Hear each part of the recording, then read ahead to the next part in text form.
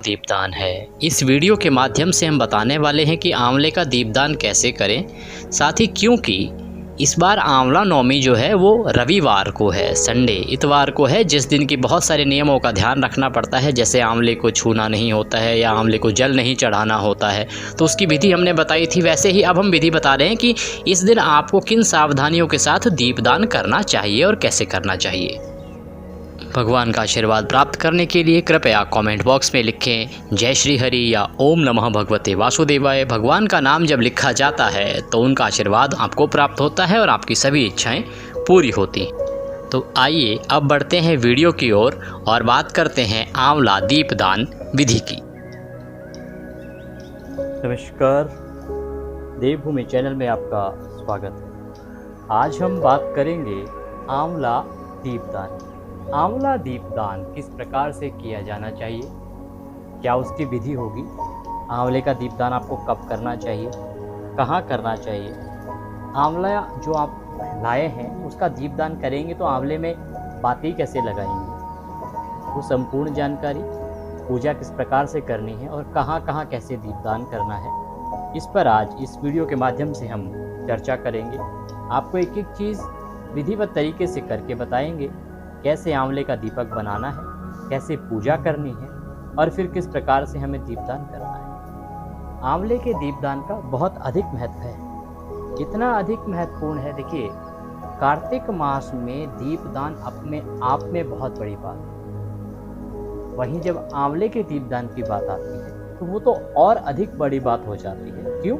क्योंकि एक सामान्य दीपदान जब आप करते हैं ना, तो सामान्य दीपदान से आपको एक दिए का ही पुण्य प्राप्त होता है, परंतु यदि आप एक आंवले का दीपदान करते हैं तो एक आंवले का दीपदान आपको 1000 दीपदान का फल देता है। इसीलिए आंवले का दीपदान आपको अवश्य रूप से करना चाहिए। कार्तिक मास में कब करना चाहिए? देखिए, कार्तिक मास में आंवला नवमी से ही आंवले का दीपदान आरंभ हो जाता है। अगर आप आंवला नवमी से और पूर्णिमा तक कर पाते हैं तो उत्तम है।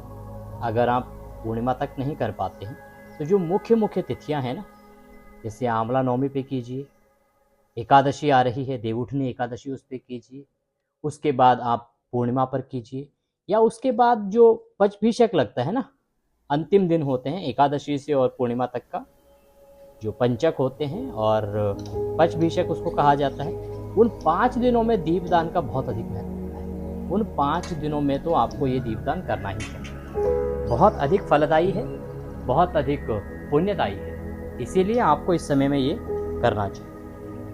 अब आपको बताते हैं कि आपको आंवले का दीपदान किस प्रकार से करना है। साथ ही आप चाहें तो इसको स्वयं तो करें ही करें, साथ में आपके परिवार में जो लोग हैं ना, उन सबसे करवाइए। आप खुद करिए, अपने पति से करवाइए, अपने बच्चों से करवाइए। बहुत ही आसान है आंवले का दीपदान करना। कैसे करना है देखिए, ये मैंने कुछ निकाल लिए हैं, कुछ दीपक बना दिए हैं, ठीक है, कुछ मैंने बना दिए हैं, कुछ मैं आपके सामने बना के दिखाऊंगा। देखिए, आंवला हमें लेना है। ये आंवले की ये जो डंडी जहाँ लगी होती है ना, वहाँ से कुछ नहीं करना है, यहाँ से बनाना है, क्योंकि इसको हम ऐसे रखेंगे तो टिका रहेगा और अगर हम ऐसे रखेंगे तो ये लुढ़क जाएगा, ठीक है। इसीलिए हमें इधर से बनाना है। आंवला थोड़ा सा बड़ा लेंगे तो वो आराम से रुका रहेगा और उसमें बन भी जाएगा। बहुत छोटा सा लेंगे ना तो उसमें क्या है कि बत्ती लगाने का स्पेस ही नहीं बचेगा, जगह नहीं बचेगी। तो ये मैंने 2 बना लिए हैं, कुछ मैं आपके सामने देता हूँ। आंवला दीपदान करने के लिए अगर हम दीपक बनाएंगे इसका, तो आप चाकू कभी ना लें। चाकू लेने का नुकसान क्या होगा कि चाकू से कभी इधर कट लग जाएगा, कभी इधर कट लग जाएगा, उससे बाती का जो घी होगा ना वो बह जाएगा। बेहतर है कोई ऐसी चीज़ लें जिससे कि वो पूरा एक सर्कल बन जाए, गोलाकार कटे हुए। उसके लिए मैंने एक चीज़ देखी है, वो ये कैंची लीजिए। इस कैंची को कैसे करना है देखिए, ये कैंची को लेना है आपको और ये बीच में गाड़ दीजिए पहले इसको। ये अब इसको घुमाइए, ऐसे घुमाते जाइए और इसको खोलते जाइए। जैसे जैसे आप इसको घुमाते जाएंगे, खोलते जाएंगे, घुमाते जाएंगे, खोलते जाएंगे, ये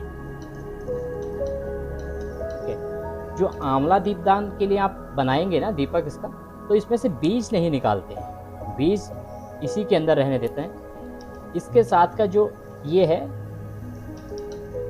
इसको निकालते जाइए, इसको खाली कर दीजिए। पर हाँ, भूल के भी इसमें से आंवले की गुठली ना निकालिए। आंवले का जो फल है वो एक प्रकार से अमृत फल है। ब्रह्मांड पुराण में इसका वर्णन भी आता है। ये अमृत तुल्य है। इसका सेवन जो है आपके लिए बहुत अधिक महत्वपूर्ण है। इसका सेवन जो है आपके स्वास्थ्य के लिए बहुत अधिक है। साथ ही अगर दीपदान की बात करें तो आंवले का जो दीपदान है ना, वो आपके लिए अति पुण्यदायी तो है ही, साथ ही आपकी सेहत के लिए भी ये बहुत अधिक है। ऐसा माना जाता है कि आंवले के वृक्ष में भगवान श्री हरि विष्णु का वास है। भगवान श्री हरि का विष्णु का वास है, इसीलिए भगवान को ये बहुत अधिक प्रिय है। ये देखिए यहाँ पे ये बाती के लिए स्पेस बन गया, ये बाती के लिए पूरा स्पेस बन गया यहाँ पे, और यहाँ पे घी भी आ जाएगा। उसी प्रकार से अब हम दूसरे का भी बना लेंगे। ये ठीक वैसे ही है जैसे कि आप किचन में काम करती होंगी, तो कुछ चीज़ों को आप खोखला करके, जैसे आप भरती हैं कोई भी चीज़, अगर भरवा बनानी है आपको तो उसको अंदर से खोखला कर देते हैं ना, गोदा उसका बाहर निकाल देते हैं। उसी प्रकार से आपको इसका गोदा जो है वो बाहर निकाल देना है, और ये इस पर स्पेस आपको बना लेना है। ये बहुत अधिक समय लगेगा नहीं। आप शुरुआत में करें तो थोड़ा ध्यान से कीजिएगा, क्योंकि कहीं आपको लगे ना, चोट ना लग जाए। अब मुझे तो, क्योंकि मैं काफ़ी देर से कर रहा हूँ इसको, तो आराम से मैं कर पा रहा हूँ और बहुत अधिक समय नहीं लग रहा है। दूसरा, लोगों के मन में ये भी सवाल होगा कि जब हम दीपदान करने बैठे क्या तभी इसको बनाना ज़रूरी? नहीं, ऐसा नहीं है। आप इसको दोपहर को भी बना सकते हैं। आप बना के रख लीजिए। दीपदान तो आपको शाम को करना है, आप दोपहर को आराम से इसको बना के रख लीजिए और शाम को आराम से दीपदान कीजिए, क्योंकि दीपदान के समय इतना समय होगा नहीं आपके पास। शाम को, दिन में जब आप फ्री हो उस समय इनको बना के रख दीजिए। शाम को हो सकता है कि आपके पास इतना समय ना हो बिजी शेड्यूल में, तो आप इसको बना के रखिए। इसको बना के रख दीजिए और उसके बाद सायंकाल को जब आप दीपदान करेंगे उस समय आपके लिए आसान हो जाएगा। अब उपयोग तो चाकू भी कर सकते हैं, लेकिन चाकू से क्या टेढ़ा लग जाएगा, या इसमें से रस निकल रहा है ना, ये जो रस निकल रहा है हाथ से फिसलेगा तो आपको लग जाएगा चाकू। कैंची जो है वो बड़ा आसान है। पहले मैं तो इस प्रकार से अब ये हमारे 5 दीपक तैयार हैं दीपदान के लिए। घी की गोल बाती में लगा दी गई है, घी भर दिया गया है। अब हम इनकी पूजा करेंगे। पूजा से पहले इनको प्रज्वलित कर लेंगे, इनको जला लेंगे और उसके बाद हम इनकी पूजा आरंभ करेंगे। पूजा बहुत ही सामान्य विधि से हम आपको बताएंगे, जो कि सामान्य से सामान्य व्यक्ति भी बड़े आराम से कर पाए। उस प्रकार से हम आपको पूजा विधि बताएंगे। इसमें आपको किसी प्रकार की कोई परेशानी होगी नहीं पूजा करने में। ये हमारे 5 दीपक अभी दीपदान के लिए तैयार हैं। पूजा करने के लिए सबसे पहला जो तरीका होता है वो ये कि अपने आप को शुद्ध किया जाता है। यही विधि है, पहले भी हम अपने वीडियोज़ के माध्यम से आपको बताते आए हैं कि किस प्रकार से आपको पहले अपने आप को पूजा के लिए तैयार करना होता है। तो अपने हाथ में जल लीजिए, धो लीजिए। उसके बाद आप जलाचमनी करेंगे।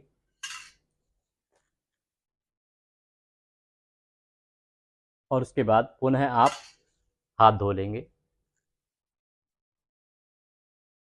अब आपको पूजा आरंभ करनी है।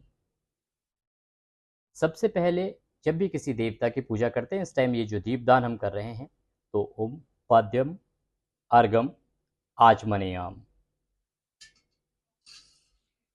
इसके बाद आप 5 दीपक को रौली व हल्दी से तिलक करेंगे।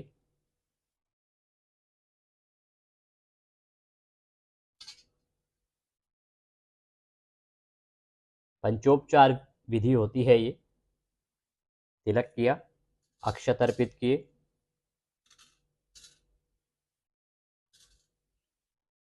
पुष्प अर्पित करेंगे। इस प्रकार से पुष्प अर्पित किए आपने। पुष्पम धूपम दीपम, और धूप दिखाएंगे, धूप दिखाएंगे। ये आपने धूप दिखा दी यहाँ पे। उसके बाद आपके पास नैवेद्य होगा। अगर नैवेद्य नहीं है तो आप मिश्री के कुछ दाने ले सकते हैं और भोग अर्पित करेंगे। भोग के रूप में आपके पास नैवेद्य में पंचमेवा आदि आप अर्पित कर सकते हैं, अन्यथा आप मिश्री के कुछ दाने भोग स्वरूप आप अर्पित कर सकते हैं।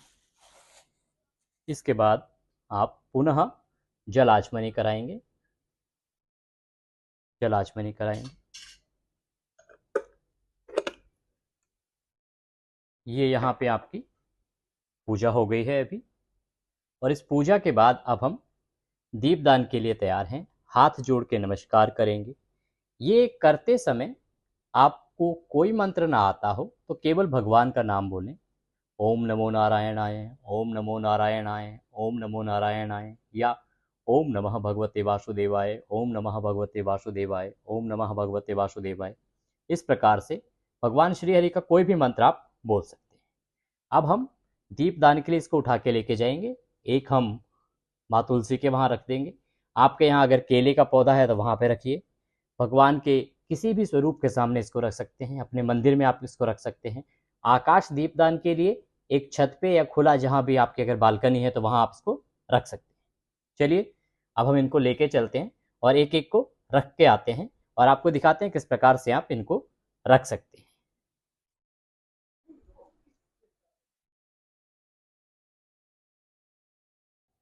ये एक दीपदान हम माता तुलसी के यहाँ पे करेंगे।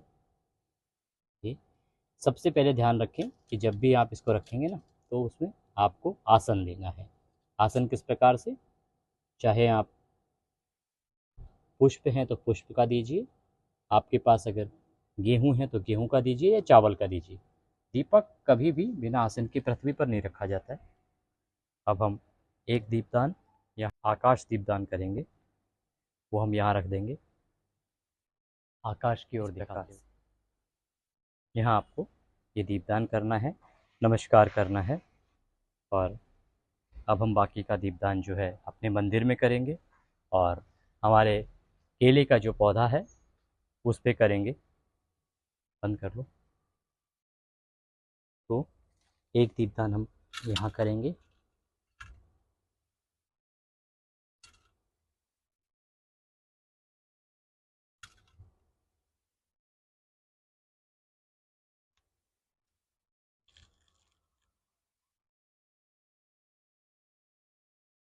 ये हमारे बाकी के पौधे हैं जिसमें एक आंवला है, एक केले का पौधा है, एक हमने आंवले पे रख दिया, एक केले पे रख दिया। ये जो अब अंतिम हमारे पास है इसको हम भगवान को अर्पित करेंगे। यहाँ देख, ये पांचवा दीपदान जो हम भगवान का जो हमारा मंदिर है वहाँ पे करेंगे। मंदिर में ये पांचवा दीपदान होगा और यहाँ पे हमने ये आसन दिया और ये पांचवा दीपदान हमने यहाँ पे कर दिया है। इस प्रकार से ये 5 आंवले हमने बनाए हैं। आप चाहे तो 7 भी बना सकते हैं, 11 का भी बना सकते हैं। आंवले के दीपदान का बहुत अधिक महत्व है। एक आंवले का दीपदान 1000 सामान्य दीपदान के बराबर होता है। इसीलिए आपको अवश्य ही आंवले का दीपदान करना चाहिए, बहुत अधिक लाभदायी है। कमेंट बॉक्स में अवश्य लिखें जय आंवला नवमी, जय श्री हरि, ओम नमः भगवते वासुदेवाय। भगवान सबका कल्याण करें। ओम नमः भगवते वासुदेवाय। कमेंट बॉक्स में अवश्य लिखें जय आंवला नवमी, जय श्री हरि, ओम नमः भगवते वासुदेवाय। भगवान सबका कल्याण करें। ओम नमः भगवते वासुदेवाय।